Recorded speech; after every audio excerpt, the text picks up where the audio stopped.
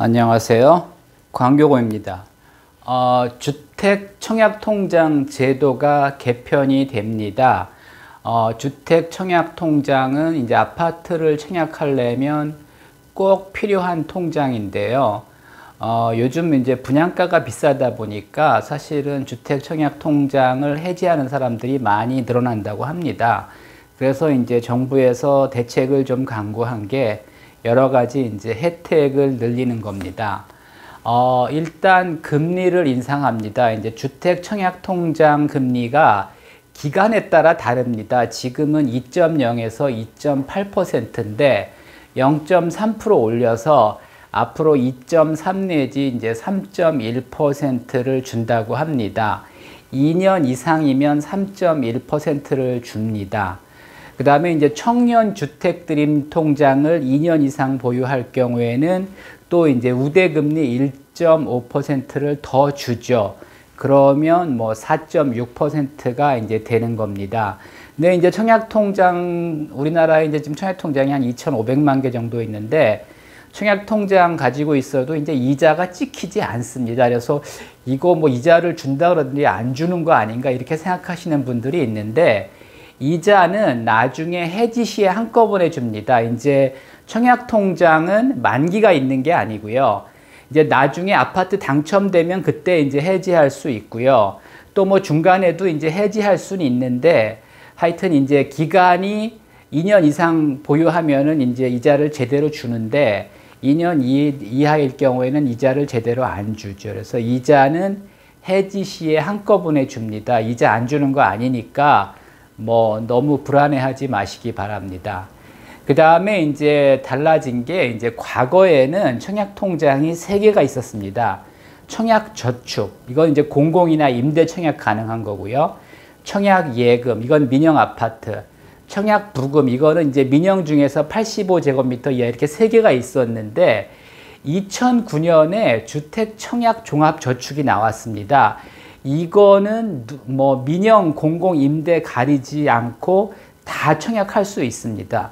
그러다 보니까 이제 과거에 가입한 분들은 제한이 많은데 오히려 과거에 가입한 분들이 사실은 제한이 많고요. 오히려 이제 새로 가입한 분들이 유리한 경향이 있었습니다. 그래서 하여튼 좀 불합리하다 이런 지적이 있었죠. 그래서 요번에 그 과거에 가입한 청약저축이나 청약예금이나 청약부금을 주택종합저축으로 전환할 수 있도록 이제 제도를 바꿨습니다.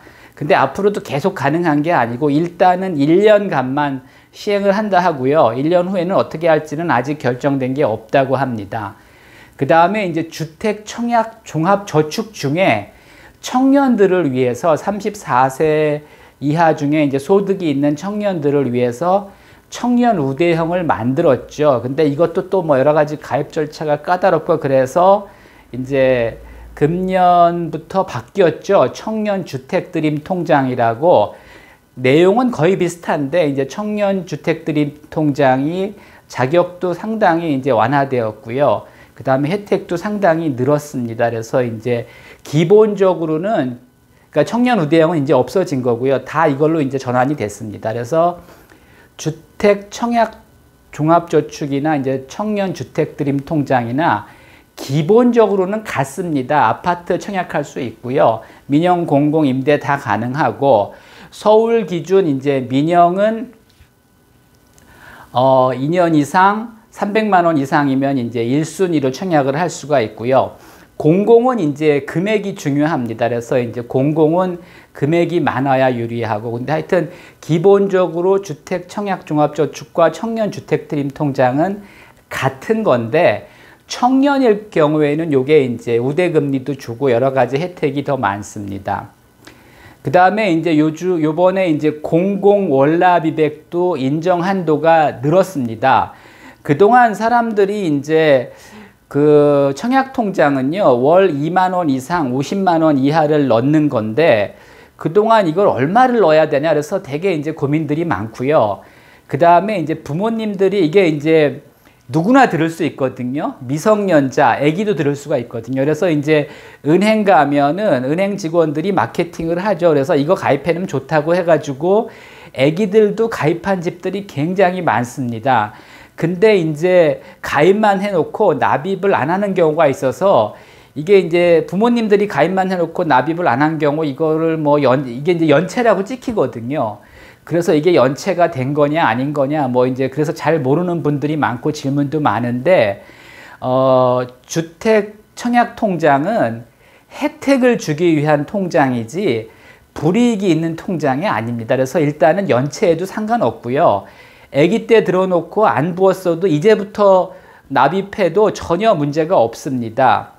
근데 하여튼 이제 민영은 2만 원 이상 뭐 한꺼번에 1,500만 원 넣어도 되고요. 2만 원씩 넣어도 되고 넣다가 안 넣다도 해도 뭐 상관없습니다. 그래서 일단 민영은 서울 기준 2년 이상 300 이상이면 1순위로 청약이 가능하고요. 뭐 지방은 200 이상만 돼도 1순위가 됩니다.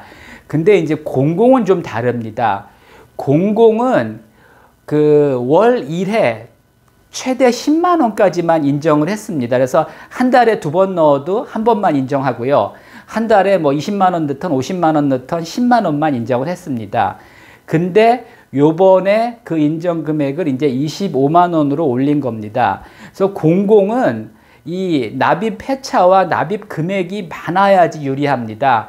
민영은 1순위만 되면 누구나 똑같습니다. 근데 공공은 납입 회차와 납입 금액이 이제 많을수록 유리한데 인기 지역의 경우 이제 공공주택에 당첨되려면 1,500만 원 이상, 다시 말해서 월 10만 원씩 12년 6개월, 뭐 5만 원씩이면 25년을 넣어야 되는 거죠. 그래서 이제 1,500 정도 돼야지 인기 지역에서 당첨이 가능한데 그동안은 월 10만 원씩 인정했기 때문에 조건 실컷 12년 6개월을 납입해야지 당첨될 가능성이 있었습니다.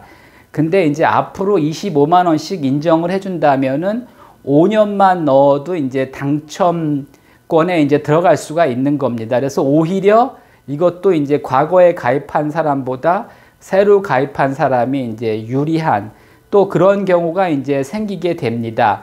어쨌든 11월 1일부터는 25만 원씩 넣은 사람이 유리합니다. 민영은 그대로입니다. 그냥 1순위만 되면 누구나 다 똑같습니다. 금액이 많다고 유리하지는 않습니다.